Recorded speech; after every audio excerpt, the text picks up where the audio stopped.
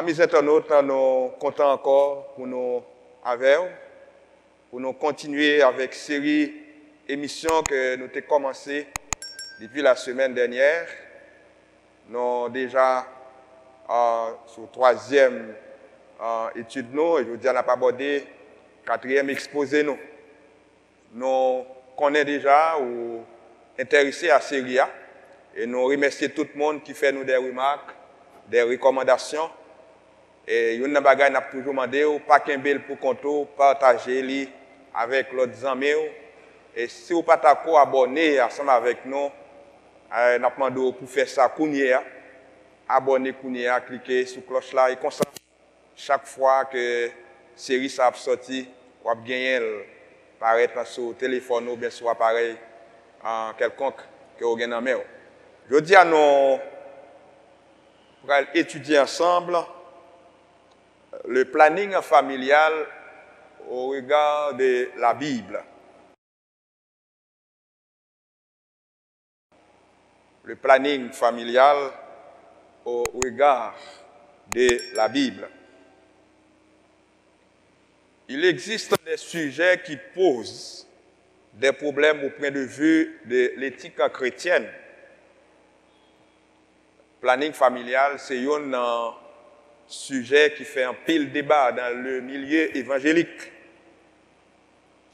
Il y a deux concepts utilisés pour parler de la planification familiale. C'est un concept, c'est un sujet que l'on doit aborder avec précaution. Il y a deux éléments utilisés, deux concepts pour parler de la planification familiale. On vient avec la régulation de naissance ou bien le contrôle de naissance. La régulation de naissance ou bien le contrôle de naissance. La régulation de naissance, il y aurait comme le fait par un foyer de mettre un certain ordre dans sa fécondité, d'assurer une fécondité réfléchie, conforme en toutes choses aux règles de la morale chrétienne. Il y a une différence entre la régulation de naissance et le contrôle de naissance, ou encore on dit contrôle de naissance ou bien le planning familial. Ces expressions, les deux, ils désignent toute forme de restriction de naissance. Nous allons essayer de voir ensemble le sens de la régulation de naissance.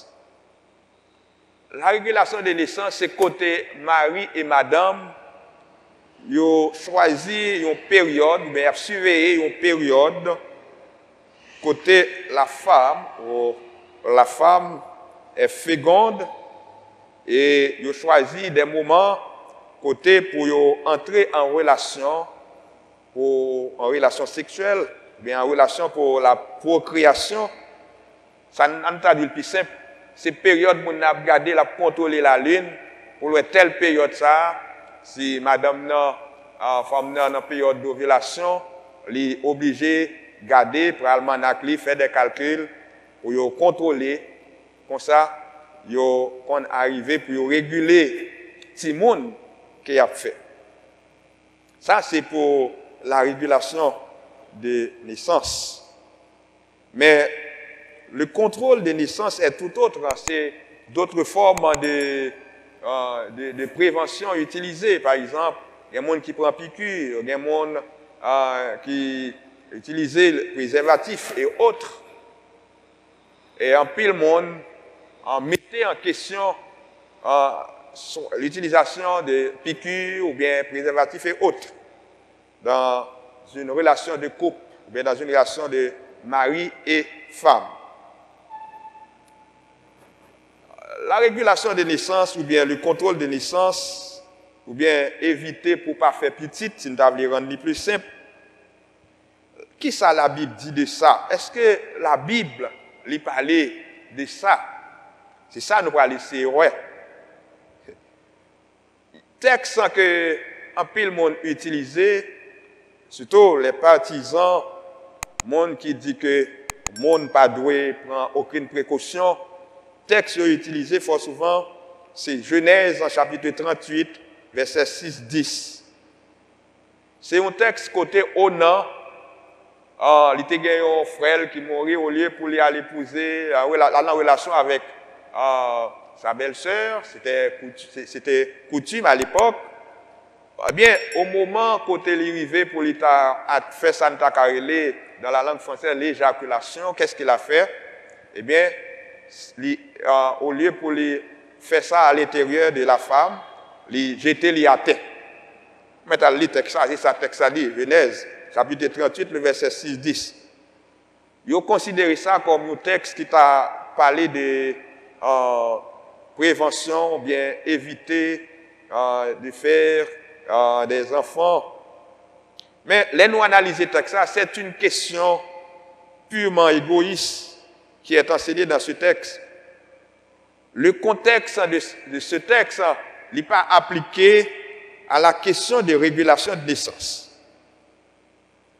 Nous connaissons en Deutéronome, chapitre 25, verset 5-6, c'était une coutume au milieu du peuple d'Israël, lorsqu'un frère meurt sans laisser d'enfant, l'autre frère présent, vivant, était obligé d'aller vers sa belle-sœur pour pouvoir enfanter un fils aîné pour remplacer le père. C'était coutume chez les Juifs. Voilà, Onan, en Genèse 38, par un sentiment d'égoïste, il a refusé. Le contexte de Genèse 38, verset 6-10, il n'a pas aucun rapport avec la régulation de naissance, c'est plutôt un acte purement égoïste. Est-ce qu'il y a d'autres textes dans la Bible là, nous sommes capables de considérer?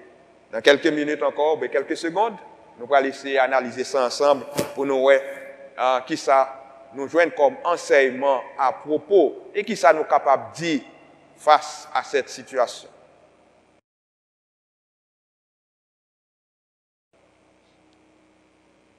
Il n'existe pas des textes dans la Bible qui traitent de manière directe la question. Cependant, à travers certains textes, nous pouvons déduire un enseignement. Nous sommes capables de tirer un enseignement, nous sommes capables de déduire un enseignement et tirer des leçons. En 1 Timothée chapitre 5, le verset 8, nous lisons, si au monde fait une famille, il n'est pas capable de prendre soin, il n'est pas capable d'assumer la responsabilité, la Bible considère ça comme un péché. La Bible considère ça comme un péché. Et ce n'est pas bon d'enfanter des enfants, il n'est pas bon pour moi de faire petit pour ne pas prendre soin, pour ne pas assumer la responsabilité. Dans le mandat d'Éden, qui ça nous entend par le mandat d'Éden? Mandat que Adam et Ève ont recevoir, il dit croissez, remplissez, multipliez la terre. Dans ce mandat, mais il y a un élément important dans ce mandat que fort souvent nous pas considérer. Dans ce mandat, il dit assujettissez et dominez. Dieu nous a donné la capacité de gérer notre vie. Gérer notre vie. Il dit assujettissez et dominez. Ces deux verbes sont vraiment importants dans le texte. Donc, c'est une nécessité pour chaque famille, pour chaque père de famille, d'avoir une bonne planification. La planification familiale, dans le sens même du texte, c'est pas une option, mais c'est une obligation, c'est une nécessité. Chaque famille doit pouvoir planifier.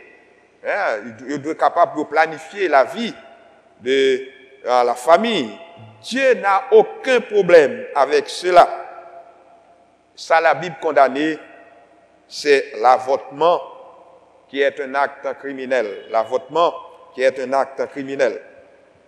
L'avortement pourrait être accepté simplement si l'enfant conçu comporte une déformation ou bien si la mère porteuse de l'enfant court certain danger, mais se trouve en danger de mort. Là, l'avortement Le problème d'éthique n'est pas posé. C'est un sujet sensible, le contrôle et la régulation des naissances. Nous sommes tous d'accord que Dieu n'admet pas l'avortement. C'est une question d'éthique chrétienne. Selon la mesure de votre foi, vous pouvez choisir la méthode naturelle.